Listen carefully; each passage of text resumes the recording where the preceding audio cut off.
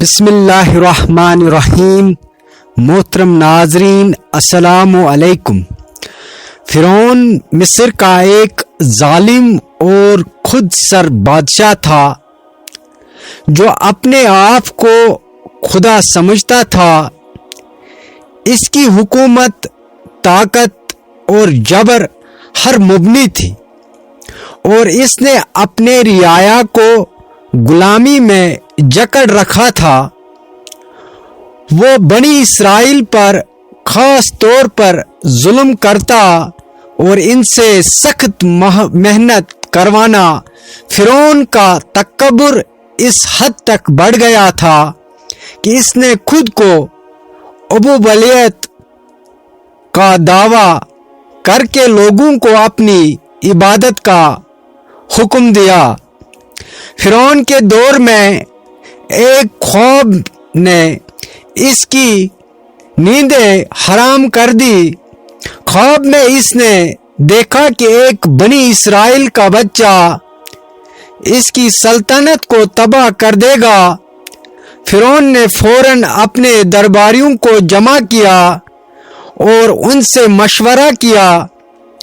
درباریوں نے کہا کہ اگر تمام بنی اسرائیل کے نامولود بچوں کو قتل کر دیا جائے تو یہ خطرہ ختم ہو سکتا ہے۔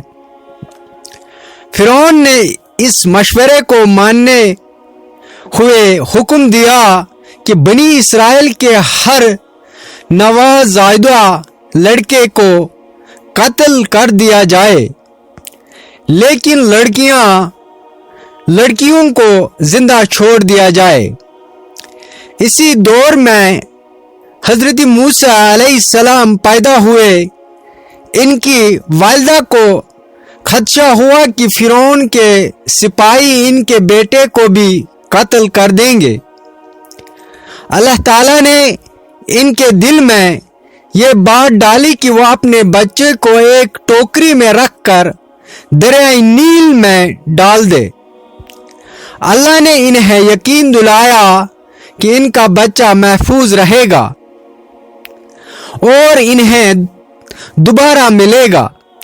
حضرت موسیٰ علیہ السلام کو اللہ کی حفاظت میں دریائے نیل نے بہا کر فرعون کے محل تک پہنچایا، جہاں فرعون کی بیوی آسیہ نے انہیں دیکھ کر اپنی گود میں لے لیا۔ آسیہ نے فرعون سے درخواست کی کہ وہ اس بچے کو نہ مارے بلکہ اسے اپنا بیٹا بنا لے۔ اللہ کی قدرت سے حضرت موسیٰ علیہ السلام کو فرعون کے محل میں پرورش ملی، لیکن جب وہ بڑے ہوئے تو انہیں بنی اسرائیل کے مظالم کا احساس ہوا۔ ایک دن انہوں نے ایک مصری اور ایک اسرائیلی کو جھگڑتے دیکھا۔ حضرت موسیٰ علیہ السلام نے مظلوم کا ساتھ دیتے ہوئے مصری کو دھکا دیا جس سے وہ مر گیا۔ اس واقعے کے بعد حضرت موسیٰ علیہ السلام کو اپنے لیے خطرہ محسوس ہوا اور وہ مصر چھوڑ کر مدین کو طرف روانہ ہو گئے۔ مدین میں حضرت موسیٰ علیہ السلام نے حضرت شعیب علیہ السلام سے ملاقات کی اور ان کے بیٹے سے شادی کی۔ کئی سالوں بعد جب حضرت موسیٰ علیہ السلام اپنی بیوی اور بچوں کے ساتھ واپس مصر جا رہے تھے تو انہیں کوہ طور پر اللہ تعالیٰ نے نبوت عطا کی۔ اللہ نے انہیں حکم دیا کہ وہ فرعون کے پاس جائے اور اسے توحید کی دعوت دے۔ حضرت موسیٰ علیہ السلام نے اللہ کے حکم پر فرعون کے دربار میں جا کر اسے اللہ کی وحدانیت کا پیغام دیا اور بنی اسرائیل کو آزاد کرنے کا مطالبہ کیا، لیکن فرعون نے ان کی بات ماننے سے انکار کر دیا اور ان کا مذاق اڑایا۔ اس نے اپنے طاقت اور خدائی کا دعویٰ کرتے ہوئے کہا کہ موسیٰ اگر واقعی اللہ کے نبی ہیں تو وہ کوئی معجزہ دکھائے۔ حضرت موسیٰ علیہ السلام نے اللہ کے حکم سے اپنے عصا زمین پر پھینکا جو ایک بڑے اژدہے میں تبدیل ہو گیا۔ انہوں نے اپنا ہاتھ اپنی بغل میں ڈال کر نکالا جو چمکتا ہوا نور بن گیا۔ یہ معجزے دیکھ کر بھی فرعون نے انکار کیا اور اپنے جادوگروں کو بلا کر حضرت موسیٰ علیہ السلام کا مکالبہ کرنے کا حکم دیا۔ جادوگروں نے اپنے جادو کے ذریعے رسیاں اور لاٹھیاں پھینکی جو سانپوں کی مانند دکھائی دے، لیکن جب حضرت موسیٰ علیہ السلام نے اپنا عصا زمین پر پھینکا تو وہ تمام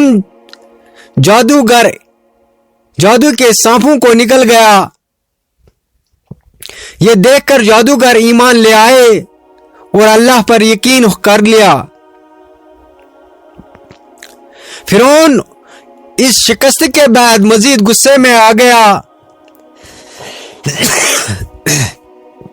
اور اپنے ظلم کو بڑھا دیا۔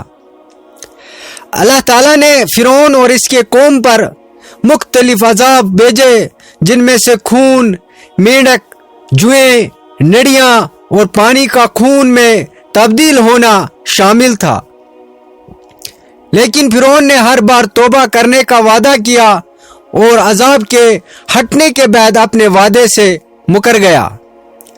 آخرکار اللہ نے حضرت موسیٰ علیہ السلام کو حکم دیا کہ وہ بنی اسرائیل کے مصر سے نکال کر لے جائیں۔ جب حضرت موسیٰ علیہ السلام اپنی قوم کے ساتھ روانہ ہوئے تو فرعون نے ان کا پیچھا کیا۔ اللہ نے حضرت موسیٰ علیہ السلام کو دریائے نیل پر عصا مارنے کا حکم دیا، جسے دریا 2 حصوں میں تقسیم ہو گیا اور بنی اسرائیل محفوظ راستے سے گزر گئے۔ جب فرعون اپنی فوج کے ساتھ دریائے نیل میں داخل ہوا تو پانی دوبارہ جمع ہو گیا اور فرعون اپنی فوج سمیت غرق ہو گیا۔ دوستو، یہ واقعہ ہمیں سکھاتا ہے کہ اللہ کے احکام، اللہ کے حکم کے خلاف تکبر اور ظلم کرنے والوں کا انجام ہمیشہ تباہی ہے، جبکہ اللہ کے نبی اور ان کے ماننے والے ہمیشہ کامیاب ہوتے ہیں۔